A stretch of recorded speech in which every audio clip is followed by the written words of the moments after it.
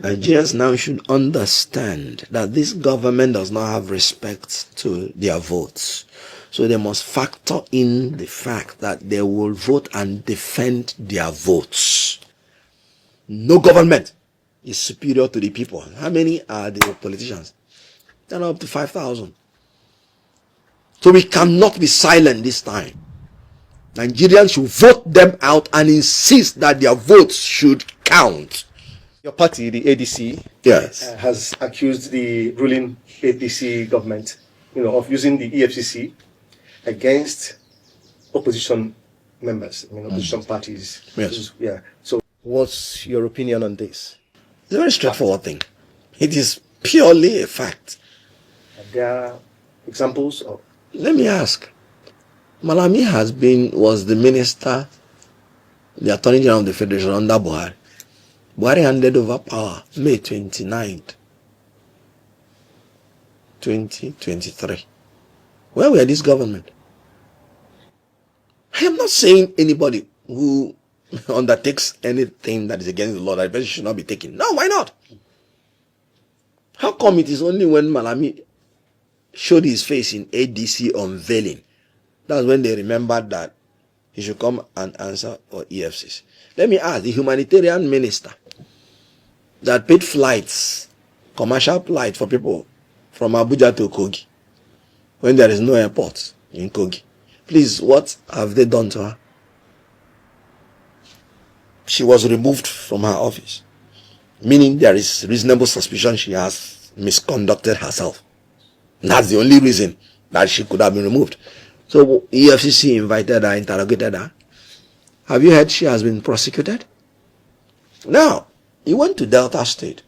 They were arresting people then every week. They will arrest one person. They arrested Okowa. And they investigated him. They say he has a case to answer. After they declared for APC, have you heard about the case again? Even in Gige, that is APC person,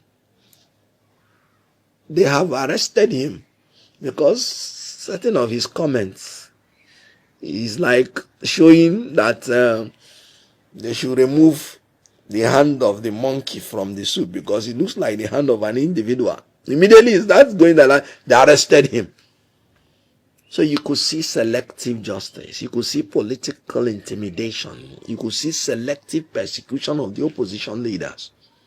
So what we are saying is that rule of law means equal subjection of all classes, equal subjection of all classes of the people to the law administered by the courts. What is good for the goose is good for the gander. So the issue here is that they are picking the opposition leaders for selective justice to dissuade other people from joining the opposition parties, sending a message that once you join, your sins will be remembered and punished, if any. But when you join APC, your sins are forgiven. An APC stalwart did it. You saw how an APC stalwart went to the airport and blocked airport. The Minister of Aviation said it was wrong. Were they prosecuted? Was he prosecuted? You saw how when the musician of APC misconducted himself, they said they would rather give him ambassador. I mean, it's ridiculous. So, please, when it comes to rule of law, I told you, Tinubu's government is a stranger to it. So there is absolute selective justice against the opposition leaders. But you know what? That will not save Tinubu and his government, because they are the ones that need to be in the prison, not in the presidency. People who forge laws are supposed to be in the prison. People who send our men in uniform to die illegally fighting for another country, when we have insecurity problems in our country, they are supposed to be in prison. People who will disobey Supreme Court judgments, even 1 year after it was delivered, that's contempt of court. They are supposed to be in prison, not in the presidency. People who are spending money that is not appropriated by the National Assembly, they are supposed to be in prison, not in the presidency. The people who are supposed to be in the prison are the people in the presidency.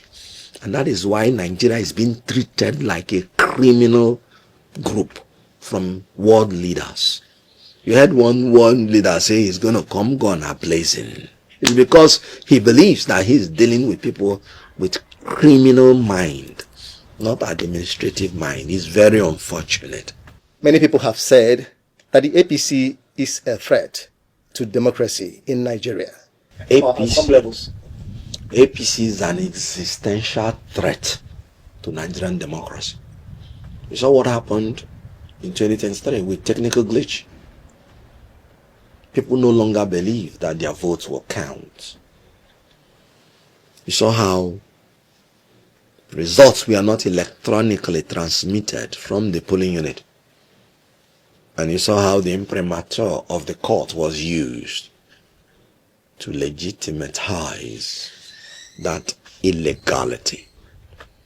And now, when Tinubu now assumed power, in 2023, you had three parties, PDP, LP, and APC, that struggled for the post of the president. And each one of them got 12 states. And you had the NMPP that had one state.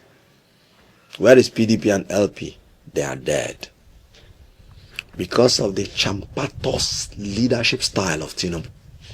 You know, champati in law means a third party instigating disputes among two parties in order to take the gain of it.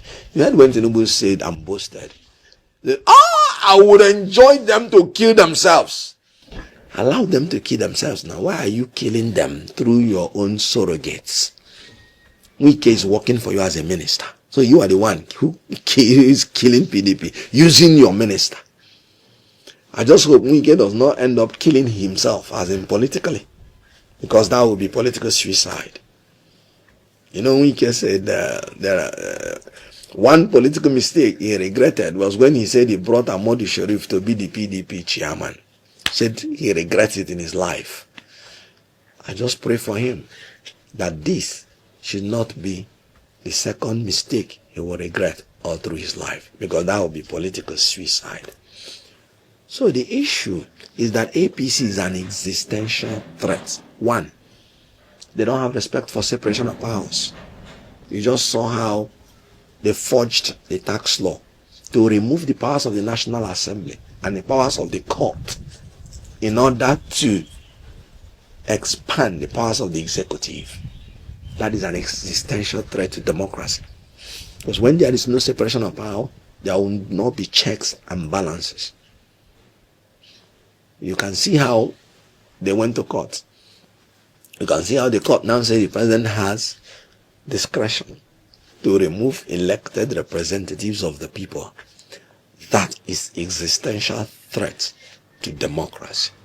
So, a party that does not guarantee free, fair, credible election, that will technically glitch your election in order to announce the result in the cloak of darkness, is a threat to democracy. A party that is destroying opposition political parties and selectively punishing opposition leaders in order to render opposition to it ineffective is a threat to democracy. A party that does not respect rule of law, I've shown you the illegalities in terms of the rule of law, is a threat to democracy. There has not been any party in Nigeria or any president that has constituted himself a threat to democracy like this government and like this president, where you have up to 6 cabals that are using straw to sip and suck our national resources. They are doing it. Drinking it like children drink their mother's breast. Our national word, I have not seen a thing like that in my life. I just hope that the calcium that is in the mother of a child does not finish due to the too many mouths sucking the breast. Because when the calcium finishes, the bones will collapse. The bones are the anatomical structure that holds the human beings. This government with its cabals are sucking this nation dry. And I just hope they don't suck us to death. Any remedy to the situation we found ourselves in the country? Vote them out. Nigerians now should understand that this government does not have respect to their votes. So they must factor in the fact that they will vote and defend their votes. No government is superior to the people. How many are the politicians? They're up to 5,000. So we cannot be silent this time. Nigerians should vote them out and insist that their votes should count. No amount of beautiful laws can guarantee you assurance that there will be no rigging. It is eternal vigilance of the people that is the protection for democracy. There cannot be any alternative to eternal vigilance. So the price you pay for liberty, for democracy, is eternal vigilance. And when you're dealing with all these cabals, you have to be vigilant. In 2027, there is only one remedy. Vote APC, vote Tinubu, vote the cabals that are sucking us dry. Vote them out.